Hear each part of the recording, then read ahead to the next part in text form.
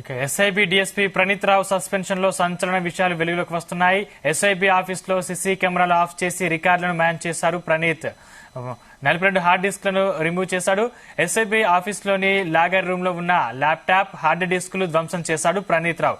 కీలక నేతలకు చెందిన photo, tapping data, call data record, IMEI నంబర్లను ధ్వంసం చేశాడు. ఎలక్ట్రీషియన్ సహాయంతో సీసీ కెమెరాల్ని ఆఫ్ చేయించిన ప్రణీత్ డేటాబేస్ లో ఉన్న మొత్తం డేటాను రిమూవ్ చేసేశాడు. ఉన్నతాధికారుల అనుమతి లేకుండా హెడ్ క్వార్టర్ విడిచి వెళ్లరాదని ప్రణీత్ రావును ఆదేశించారు.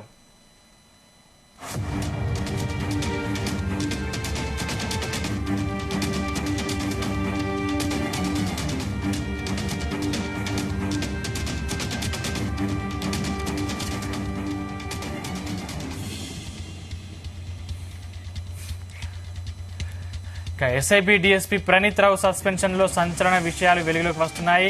ఎస్ఐబి ఆఫీస్ లో సీసీ కెమెరాలు ఆఫ్ చేసి రికార్డుల్ని మాయం చేశారు ప్రణీత్. ప్రణీత్ 42 హార్డ్ డిస్క్లను రిమూవ్ చేశాడు. ఎస్ఐబి ఆఫీస్ లోని లాగర్ రూమ్ లో ఉన్న ల్యాప్టాప్, హార్డ్ డిస్కులు ధ్వంసం చేశాడు ప్రణీత్. కీలక నేతలకు చెందిన phone, topping data, call data record, IMEI నంబర్లను ధ్వంసం చేశారు. ఎలక్ట్రీషియన్ సహాయంతో సీసీ కెమెరాల్ని ఆఫ్ చేయించిన ప్రణీత్ డేటాబేస్ లో ఉన్న మొత్తం డేటాను రిమూవ్ చేసేశాడు. ఇదే అంశానికి సంబంధించిన మరిన్ని పూర్తి డీటెయిల్స్ మా ప్రతినిధి రవితేజ అందిస్తారు. రవితేజ, గత 10 ఏళ్ల బీఆర్ఎస్ ప్రభుత్వంలో ఒక డీఎస్పీ స్థాయి అధికారి నిర్వహించినటువంటి నిర్వాహకం ఒక్కటే కాంగ్రెస్ ప్రభుత్వాన్ని తీవ్ర ఆశ్చర్యానికి గురి చేస్తూ ఉంది. ఒక డీఎస్పీ స్థాయిలో ఉన్నటువంటి అధికారే ప్రతిపక్ష నాయకులుగా ఉన్నటువంటి మాజీ ఎమ్మెల్యేలు, ప్రతిపక్ష హోదాలో ఉన్నటువంటి అప్పటి రేవంత్ రెడ్డి, టీపీసీసీ ప్రెసిడెంట్ గా ఉన్నటువంటి ఉత్తమ్ కుమార్ రెడ్డి, ఆ తర్వాత వచ్చినటువంటి కాంగ్రెస్ సీనియర్ నాయకులు, బీజేపీ కొన్ని రోజుల పాటు ఊపులోకి వచ్చిన తర్వాత బీజేపీ నాయకులు ఎవరైతే మెయిన్ స్టేట్ లీడర్స్ ఉన్నారో వాళ్ళందరూ కూడా ఫోన్ ట్యాంపరింగ్స్ పాల్పడతా ఉన్నారంటూ కూడా గతంలో అనుమానాలు తీవ్రంగా వ్యక్తం చేస్తారు. డీజీపీ కలిశారు, సెంట్రల్ హోమ్ అఫైర్స్ కి కూడా ఫిర్యాదు చేశారు, సెంట్రల్ హోమ్ మినిస్టర్ కూడా ఫిర్యాదు చేశారు. అప్పటికి నరేంద్ర మోడీకి సైతం ఇక్కడి నుంచి తెలుగు రాష్ట్రాల నుంచి కూడా కొంతమంది నాయకులు వేరే వేరే పార్టీకి సంబంధించినటువంటి వారు కూడా ఫిర్యాదులు అందజేశారు. ఎందుకంటే నిత్యం మా మూమెంట్స్ తెలిసిపోతా ఉన్నాయి రాష్ట్ర ప్రభుత్వానికి, ఎక్కడికి వెళ్ళినా మమ్మల్ని కట్టడి చేస్తూ ఉన్నారు, అనవసరమైన కేసుల్లో ఇరికిస్తా ఉన్నారు, ఎలా మా మూమెంట్స్ అన్ని తెలుస్తా ఉన్నాయి, ఫోన్ ట్యాంపరింగ్ కి పాల్పడుతుంది బీఆర్ఎస్ ప్రభుత్వం అంటూ కూడా గతంలోనే కాంగ్రెస్ పార్టీ, బీజేపీ పార్టీ ఈ రకమైనటువంటి ఫిర్యాదులు ఇచ్చినప్పటికీ దాన్ని పెద్దగా రాష్ట్ర ప్రభుత్వం పరిగణలోకి తీసుకోలేదు. కానీ బీఆర్ఎస్ ప్రభుత్వం కూలిన తర్వాత, కాంగ్రెస్ పార్టీ అధికారంలోకి వచ్చిన తర్వాత ఎవరైతే ఈ 10 ఏళ్ల పాటు బీఆర్ఎస్ అధ్యక్షుడిగా ఉన్నటువంటి కేసీఆర్ కి, ఆ తర్వాత కేటీఆర్ కి, కవిత కుటుంబ పాలనకు సంబంధించి ఎవరైతే నిత్యం మొబైల్స్ ని ట్యాంపర్ చేసి ఇంటర్నెట్ ప్రొవైడ్ ద్వారా వాళ్ళ మూవ్మెంట్స్ తెలుసుకుని ఎవరిని కలవబోతా ఉన్నారు, ఏ యాక్టివిటీ చేయబోతా ఉన్నారు, సెంట్రల్లో వీరికి ఎవరు బ్లెస్సింగ్స్ ఉన్నాయి, సెంట్రల్లో ఉన్నటువంటి నాయకులు నిత్యం ఈ నాయకులతో ఎవరెవరు టచ్ లో ఉంటున్నారు, రానున్నటువంటి ఎన్నికల సందర్భంగా ఎలా ఉండబోతా ఉంది, వాళ్ళ జాతకం ఏంటి, వాళ్ళు ఏది పోటీ చేయాలనుకుంటున్నారంటూ కూడా ఇది ప్రతి మూమెంట్ ఈ 10 ఏళ్ల పాటు ఒక డీఎస్పీ స్థాయి అధికారి నిర్వహించాడంటూ మాత్రం కాంగ్రెస్ ప్రభుత్వం గుర్తించింది. ఆ డీఎస్పీ స్థాయి అధికారి పేరు ప్రణీత్ రావు, ప్రణీత్ కుమార్ అని చలామణి అవుతా ఉన్నాడు. అతని పోలీసు రిక్రూట్మెంట్ ప్రకారంగా అతని పేరు ప్రణీత్ రావు, ఓ సామాజిక వర్గానికి చెందినటువంటి వ్యక్తి. ఆ సామాజిక వర్గానికి చెందినటువంటి వ్యక్తి అక్కడ ఇంటెలిజెన్స్ చీఫ్ గా ఉండడము, వెనుక నుంచి పోస్టింగ్ లో చక్రం తిప్పడము, రాష్ట్ర ప్రభుత్వానికి చెందినటువంటి కీలక సమాచారాన్ని కూడా ఆ ఐజీ స్థాయిలో ఉన్నటువంటి ఆఫీసర్ కి అత్యంత దగ్గర సన్నిహితంగా ఈ డీఎస్పీ ప్రణీత్ రావు పనిచేస్తూ ప్రతిపక్షంలో ఉన్నటువంటి అప్పటి బీజేపీ బండి సంజయ్ కావచ్చు, ఆ తర్వాత వచ్చినటువంటి రేవంత్ రెడ్డి కావచ్చు, వీళ్ళ నిత్య మూవ్మెంట్స్ అన్నిటిని కూడా మానిటర్ చేస్తూ ప్రతిదీ కూడా రాష్ట్ర ప్రభుత్వానికి తెలిసే విధంగా ఈ ఇల్లీగల్ యాక్టివిటీస్ కి పాల్పడ్డాడంటూ కూడా పక్కగా కాంగ్రెస్ ప్రభుత్వం ఒక ఎంక్వైరీ వేసి ఒక కమిటీ ద్వారా ఈ వివరాలన్నీ కూడా బయటికి తీసుకొచ్చారు. ప్రస్తుతం కాంగ్రెస్ ప్రభుత్వం రిలీజ్ చేసినటువంటి ఆర్డర్ కాపీ అధికారికంగా ప్రభుత్వం ఒక డీఎస్పీ స్థాయిలో ఉన్నటువంటి అధికారి ప్రణీత్ రావు సిరిసిల్ల జిల్లాకి అతను పోస్టింగ్ నిర్వహిస్తా ఉన్నాడు. ఆ అధికారియే ఇక్కడ హైదరాబాద్ లో కూర్చుకొని ఇంటెలిజెన్స్ కార్యాలయం ద్వారా ప్రతి మూమెంట్ తెలుసుకొని ఈ ఇన్ఫర్మేషన్ అంతా కూడా గత బీఆర్ఎస్ ప్రభుత్వానికి చేరవేశాడంటూ కూడా పూర్తి డేటాతో సహా కాంగ్రెస్ ప్రభుత్వం గుర్తించింది. గతంలోనే కొన్ని రోజుల క్రితం ప్రదీప్ రావును హెడ్ క్వార్టర్స్ కి అటాచ్ చేస్తూ అతని పైన బదిలీ వేటు వేయడం జరిగింది. బదిలీ వేటు వేసిన తర్వాత కూడా ప్రణీత్ రావు తన దగ్గర ఉన్నటువంటి ఎలక్ట్రానిక్ ఎక్విప్మెంట్ ద్వారా మళ్లీ తిరిగి అధికారంలో వచ్చినటువంటి పార్టీ నాయకులకు సంబంధించి యాక్టివిటీస్ కూడా తిరిగి బీఆర్ఎస్ అధినేతకు చేరువేశాడనే ఒక సమాచారం కూడా కాంగ్రెస్ సేకరించింది. ఒకసారి ఈ ఆర్డర్లో ఏం మెన్షన్ చేశారు, ప్రణీత్ రావు చేసినటువంటి ఇల్లీగల్ యాక్టివిటీస్ ఏంది, ఎప్పటి నుంచి అతని డిపార్ట్మెంట్ లో ఈ రహస్య ఆపరేషన్స్ చేపడతా ఉన్నారు, వెనుక నుంచి ఉన్నటువంటి పై స్థాయి అధికారులనే ఎవరు అనే ఒక విషయానికి వెళ్దాం. ఆర్డర్లో చాలా క్లియర్ గా డి ప్రణీత్ రావు ఎట్ ప్రణీత్ కుమార్ పేరుని Praneeth Rao DSP SBI working in DSP DCRB functional verticals Rajanna Sircilla జిల్లాకు డిసిఆర్బిలో ఇతను డిఎస్పీగా పదవిలో ఉన్నాడన్న ఒక విషయాన్ని దీంట్లో మెన్షన్ చేయడం జరిగింది. Has exhibited gross misconducted acted in contravention of his duties and his own accord. తన సొంత ఎదుగుదల కోసం, తన సొంత ప్రయోజనాల కోసం తన సొంత డ్యూటీని మిస్యూజ్ చేశాడు, ఆ పవర్స్ అన్ని కూడా మిస్యూజ్ చేశాడంటూ మాత్రం మొదట పోలీస్ శాఖ గుర్తించి ఈ వివరాలు ఈ నోట్లో మెన్షన్ చేయడం జరిగింది. Abused his official position, displayed authorization behaviour, fail to maintain absolute integrity, violated legal proceedings by utilizing dedicated leased line interest connectivity exclusively for SOT team headed by him, SIB, and also in removing and replacing. తను ఆ DSP హోదాలో ఉండి ప్రతిదీ కూడా illegal యాక్టివిటీకి పాల్పడ్డాడు.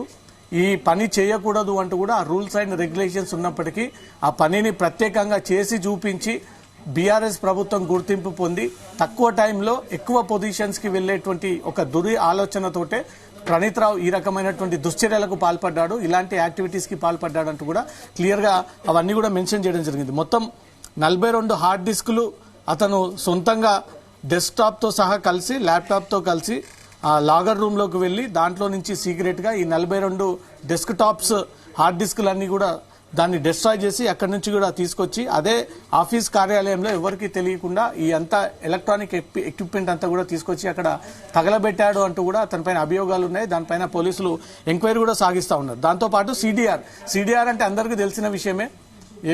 ఒక వ్యక్తి call డాటాకు సంబంధించి ఆ వ్యక్తి ఎవరికి కాల్ చేశాడు, ఏ వ్యక్తి నుంచి ఇతనికి నిత్యం కాల్స్ వస్తా ఉన్నాయి అనే దానికి సిడిఆర్ అంటారు. Call data retrieve.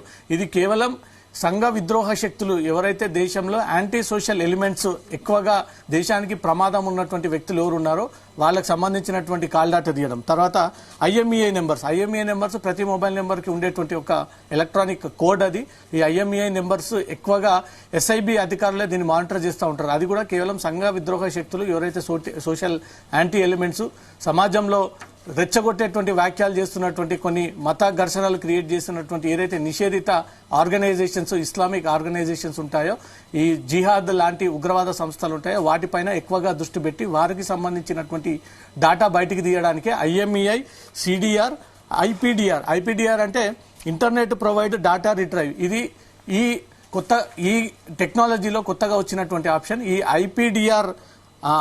ఐపీడీఆర్ అనేది వాట్సాప్ ద్వారా కన్వర్సేషన్స్ జరిపినప్పుడు, సోషల్ మీడియా ద్వారా కాల్స్ మాట్లాడినప్పుడు, మెసేజ్ మాట్లాడినప్పుడు ఆ డాటాను అంతా కూడా బయటకు తీసేటువంటి ఆ టెక్నాలజీని కూడా ప్రణీత్ రావు ఉపయోగించాడు. మొత్తం సిడిఆర్ ఒకటి కాల్ డాటా బయటికి తీయడము, ఐఎంఈఐ మొబైల్లో ఏ లొకేషన్ ద్వారా ఎవరెవరితో మాట్లాడుతూ ఉన్నారని ఒక ఇన్ఫర్మేషన్ బయటికి తీయం, ఇంటర్నెట్ ప్రొవైడ్ ద్వారా వాట్సాప్ కాల్స్ ఎవరెవరికి మాట్లాడుతూ ఉన్నారు, ఎవరి నుంచి కాల్స్ వస్తూ ఉన్నాయి, ఏ మెసేజ్లు ఇస్తా ఉన్నాడంటూ కూడా ఈ 3 రకాలుగా చెందినటువంటి ఈ టెక్నికల్ డాటానంతా కూడా ప్రణీత్ రావు ఎప్పటికప్పుడు బయటికి తీసి రాష్ట్ర ప్రభుత్వానికి చేరవేస్తా ఉన్నాడంటూ కూడా ప్రధానంగా ఈ ఆరోపణలపైన పోలీసులు గుర్తించి అతన్ని సస్పెండ్ చేస్తూ ఇటీవల డీజీపీ కార్యాలయానికి అటాచ్ చేయడం జరిగింది. ఇదంతా కూడా రూల్ 3 ఆఫ్ టీఎస్ఎస్సి కండక్ట్ రూల్స్ 1964 కి వ్యతిరేకంగా జరిగినటువంటి యాక్టివిటీస్.